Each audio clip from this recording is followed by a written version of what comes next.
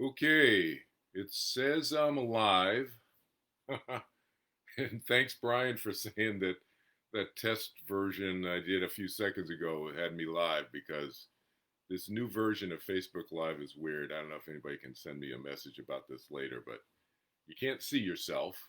It's a blank screen and it says it's live. So, okay, I'm assuming this is recording. Um, it also does not give you I don't see any comments or anything, the comment box, but whatever on this new Facebook Live thing. Anyway, um, my name is Kelvin Chin, and some of you may know me. Um, I just have some thoughts I wanted to share with people. This is completely spontaneous. I was literally making my late breakfast eggs a few minutes ago, and while I'm alone making my eggs, this is what's going on in my mind. Oh, thanks, Melissa. Appreciate it. I can see your comment. Thank you for that. So I just sharing a few thoughts with you guys about what's going on in the world today, and especially in our country, on the streets and so forth.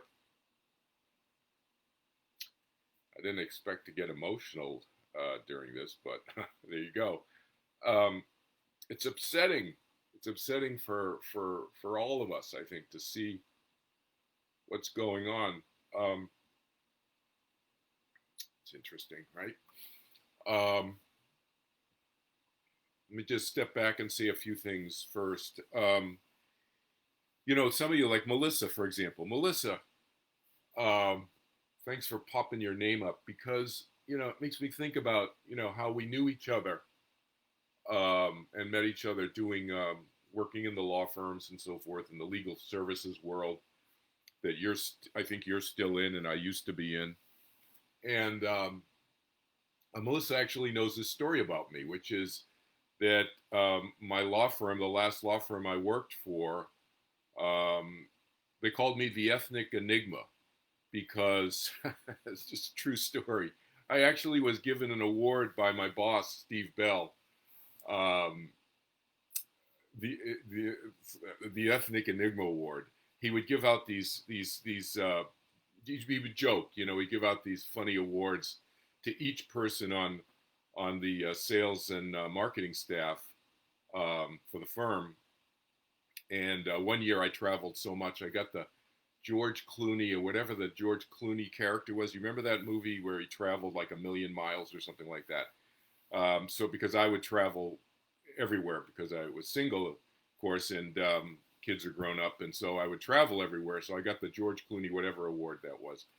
But another year I got the Ethnic Enigma Award, and because people can't figure out what ethnicity I am. And I say that seriously, but also jokingly. Um, and Up in the Air, thank you. That was the movie, Up in the Air, the George Clooney movie. Yeah, that year it must have come out, so I got that award that year. But people can't figure out my ethnicity, and we use that, and I think it's a good thing. I've had this all my life, but of course, when I had hair, straight hair, I looked much more Asian, and I had a whole full head of hair, and it was straight, and you could never do anything with it. Those of you who are Asian know exactly what I'm talking about. Um, but when I started shaving my head 16 years ago, people really couldn't figure me out. And well, a lot of people, my father could never figure me out, but that's a whole other story. Not my ethnicity, but he could never figure me out. Um, but I would go to all these different bar associations. It didn't matter. I'd go to you wanted the African American, the Latino, of course the Asian bar associations and so forth, the PABA and so forth, and everybody would think I was one of them or partially one of them, and it was actually a beautiful thing from my standpoint, quite frankly, um, because I've always viewed myself as a citizen of the world, really, and it's something that's sorely lacking right now, of course. Um, those of you who are in my afterlife uh, in reincarnation classes right now, I do a 6-part series every 4 months or so. And we're going to talk about this in much greater detail in the next session, actually, in a couple weeks. But so many of you know that I've had memories of past lives and so forth. I go back 6,000 years. And I just started sharing that factoid with people. Melissa, you may have not heard this from me firsthand. I don't know. But I've been all races, pretty much. All races. I've been Caucasian. One of my earliest memories was being African as a slave. I don't have a sensibility for being African American and the whole slavery experience and so forth and all the stuff that's come along with it in the last 150 years in the United States. So I don't personally have any experience in terms of past lives as far as that's concerned, but I do have memories being a slave. I do have memories being African, and I do have very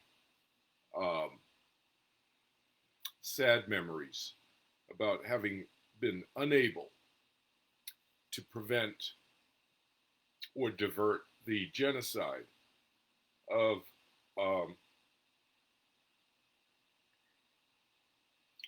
the Native Americans here in our country.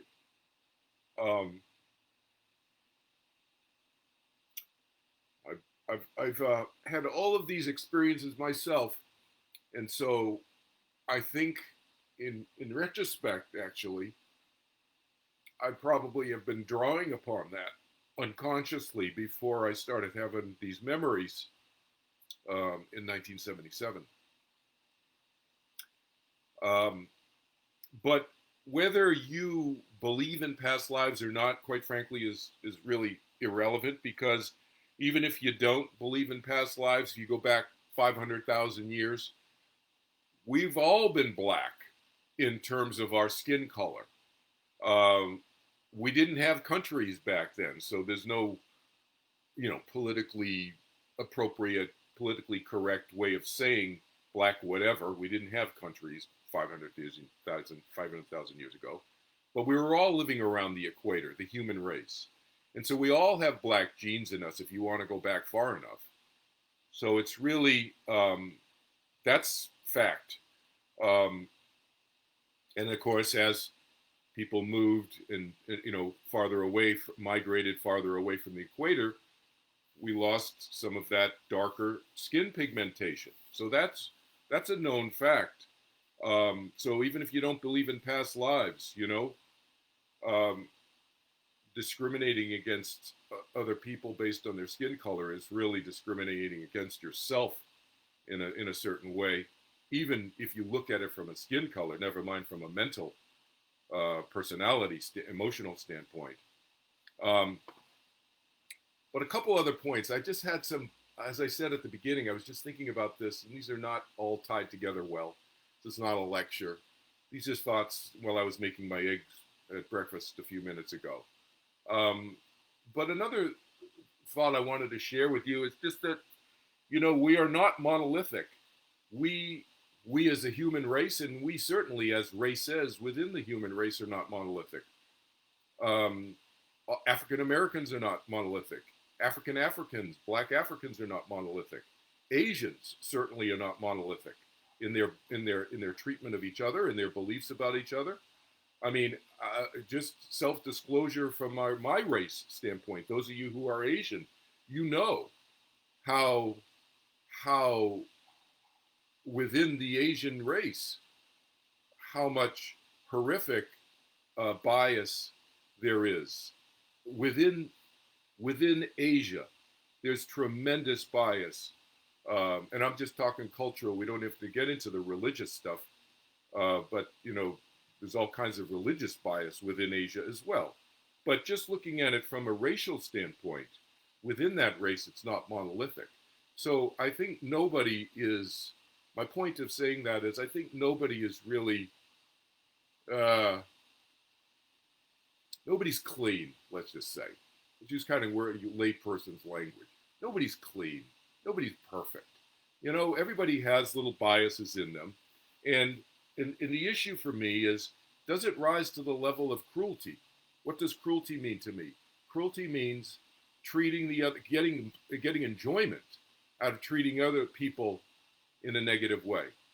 That's cruelty, and it can happen on a family level, of course, or on a larger national level, or within one race. Um, to me, that's how I define bad behavior. And you know, the other thing that's not monolithic is friendship, is it? I don't think that um, we need to befriend everybody in a race just because it's politically correct. And, everybody should kumbaya around a certain race. In this case, the African Americans right now, but in World War II, it was the Japanese Americans. Go throughout history, pick one. The Jews in the Second World War. You know, there are always people within that race who you are going to be attracted to more than others. There are good people within a race, and there are bad people in the way that I just defined bad, meaning cruel people within a race. No race is monolithic.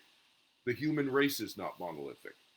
And so I suggest that we, big picture, look at each other as a human race, but not be not be not feel in some way obligated to treat a race as a monolithic group either. I prefer that we look at each other as individuals, which is what I've done since I was a kid. And those of you, some of you know me from childhood. I mean, it didn't matter to me what the color of the person's skin was.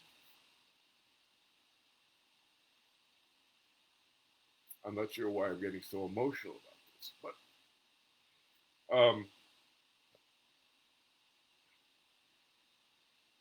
I think it's partially because means a lot to me, and it's a big part of the driver of why I do what I do now in my nonprofit work, to try to create more understanding amongst us. But when I was growing up, I was a kid, elementary school, kindergarten, first grade, whatever, through elementary school. My friends there were smart kids, and there were some not smart kids, and you know who you are. I love you, and it didn't matter to me what your grades were. It didn't matter to me how much you knew about stuff. It didn't matter, we had a poorer section of the town I grew up in Norwood, Massachusetts. It didn't matter to me where you lived. It mattered to me what was inside. Were you a good person? Did you have a good sense of humor? Could you laugh at yourself? I've always thought that being able to laugh at ourselves is a huge marker. It's a great metric, a great yardstick to judge people's ability to not take themselves so seriously.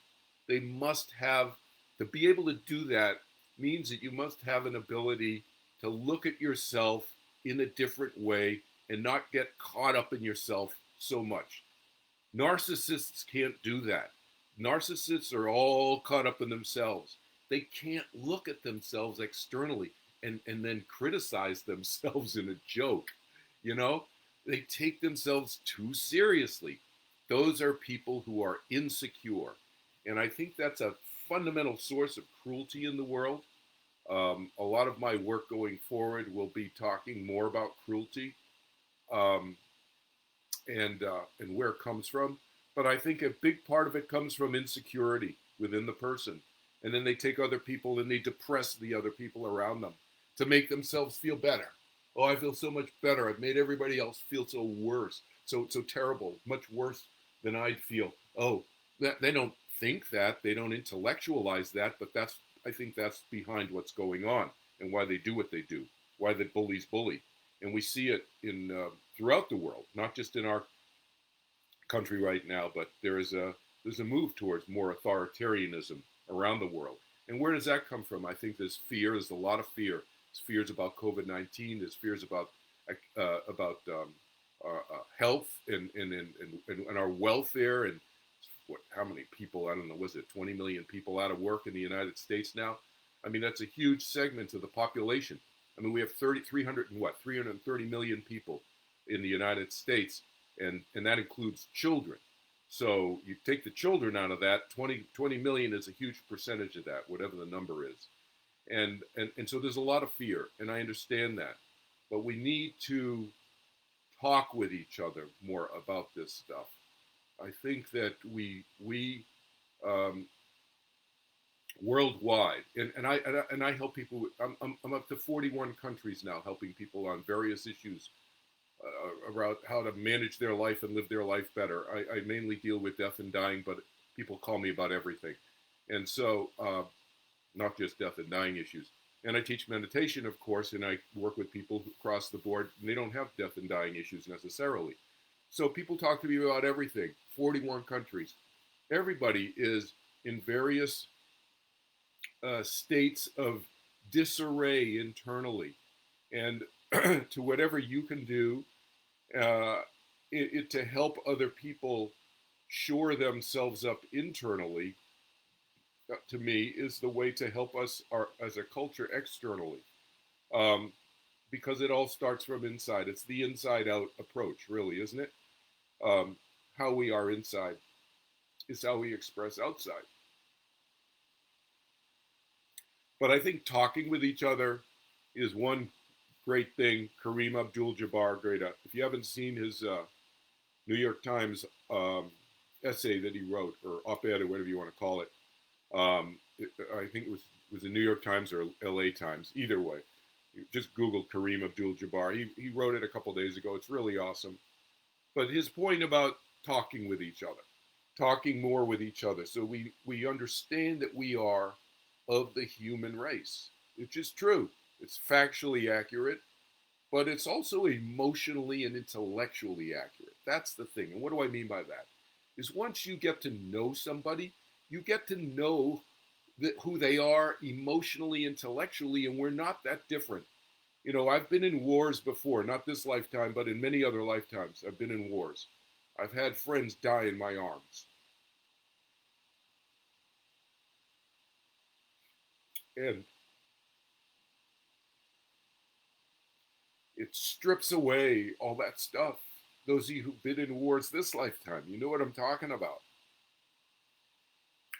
When you're dealing with that life and death survival, nothing matters other than who that person is at that moment. I think we need to get back to that.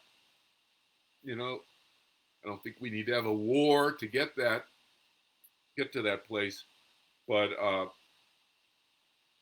think we need to get to that. And Kareem's point of people talking with each other, getting to learn who that person is a little bit.